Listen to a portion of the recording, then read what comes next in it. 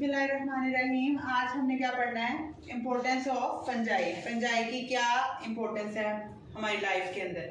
Fungi आपको पता है एज ए डिकम्पोजर भी इस्तेमाल होती है और एज ए सेप्रोबिक स्पीशीज भी होती हैं फंजाई की।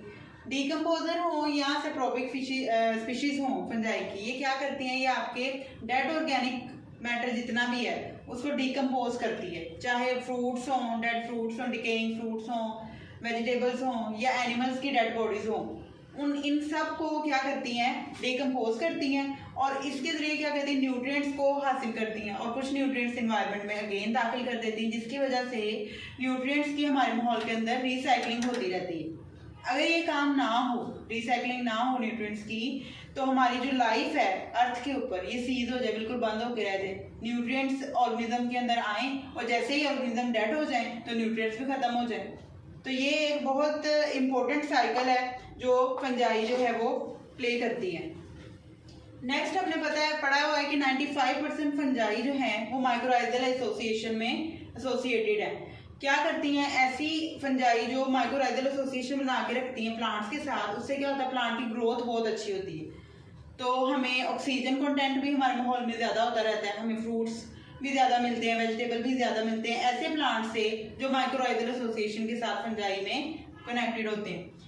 कुछ फंजाई होती हैं ऐसी होती हैं जो लाइकेंस एसोसिएशन बनाती है एल्गी के साथ। ये lichens as a good bio indicator use होते हैं, मतलब माहौल के अंदर अगर पोल्यूशन है या कोई भी ऐसी चीज़ है जिसका आपने पता लगाना है तो लाइकेंस के कलर से आपको पता लग जाता है, तो इसलिए ये बायो इंडिकेटर के तौर पर इस्तेमाल होते हैं। कुछ फंजाई ऐसे होते हैं जो कि बायो रेमिडिएशन के तौर पर भी इस्तेमाल होते हैं। बायो रेमिडिएशन क्या है कि माहौल की हम करें सफाई with the help of living organism. तो फंजाई क्या है, एक लिविंग ऑर्गेनिज्म है, तो इनके अंदर एबिलिटी है कि ये माहौल से पोल्यूटेंट्स को रिमूव कर लेती हैं, खुद यूज कर लेती हैं अपनी लाइफ गुजारने के लिए। वो पोल्यूटेंट्स इनके लिए तो एज ए न्यूट्रिएंट यूज हो रहे होते हैं, लेकिन हमारा माहौल जो है वो इस तरीके से साफ हो जाता है। तो इसलिए ये क्या कहलाते हैं, बायो रेमिडिएशन के लिए बहुत इंपॉर्टेंट होते हैं। अब कुछ इकोनॉमिक गेन्स हैं जो हम फंजाई से हासिल कर रहे हैं, कुछ फायदे हम इकोनॉमिकली हासिल कर रहे हैं। 200 स्पीशीज हैं वो एडिबल स्पीशीज हैं फंजाई की, कि हम उसे खा सकते हैं, एज ए फूड इस्तेमाल कर रहे हैं। लेकिन हमें कुछ ऐसी स्पीशीज हैं जैसे टूट स्टूल फंजाई जो कि पॉइजनस होती हैं, तो हमें उनसे भी अवेयर रहना चाहिए।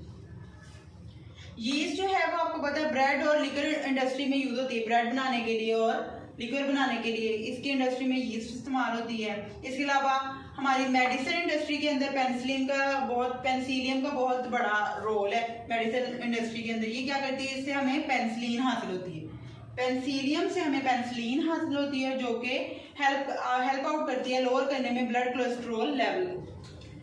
तो इसके अलावा डाइज हैं जो कि लाइकेन से ऑब्टेन होती है, हमारी डाई इंडस्ट्री जो है वो लाइकेन पे डिपेंड करती है। इसके अलावा कुछ यीस्ट हैं जो कि यूज होती हैं फॉर रिसर्च पर्पस के लिए।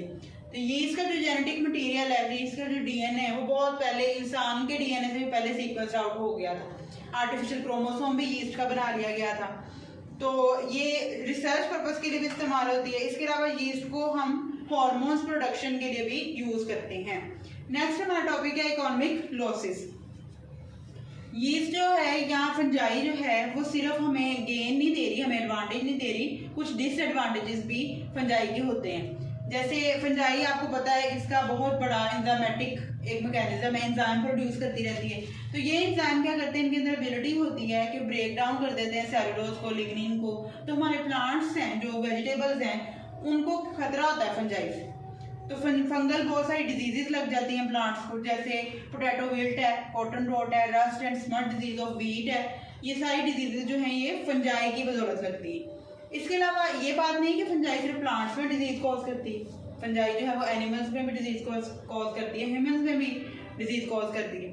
जिसकी एग्जाम्पल है रिंगवॉर्म। रिंगवॉर्म जो है ये आपके पास इम्परफेक्ट फंजाई की वजह से आपके पास ये डिजीज होती है, एनिमल्स को हो जाती है, ह्यूमंस को हो जाती है। इसके अलावा आपके पास हिस्टोप्लाज्मोसिस है, ये डिजीज है लंग्स की, जिसमें हमारे पास ब्रीथिंग डिस्टर्बेंस होती है, हमें सांस लेने में प्रॉब्लम होती है। ये कब होती है, जब हम किसी भी फंजाई के स्पोर्स को इनहेल कर लेते हैं। फंजाई के स्पोर्स हमारे लंग्स में चले जाते हैं, तो हमें लंग प्रॉब्लम हो जाती है। इसके अलावा एस्परजिलस फंजाई की कुछ स्पीशीज ऐसी हैं जो एफ्लाटॉक्सिन्स प्रोड्यूस करते हैं। ये टॉक्सिन इतने ज़्यादा डेंजरस होते हैं कि ये कार्सिनोजेनिक होते हैं, कैंसर कॉज करने की एबिलिटी भी रखते हैं।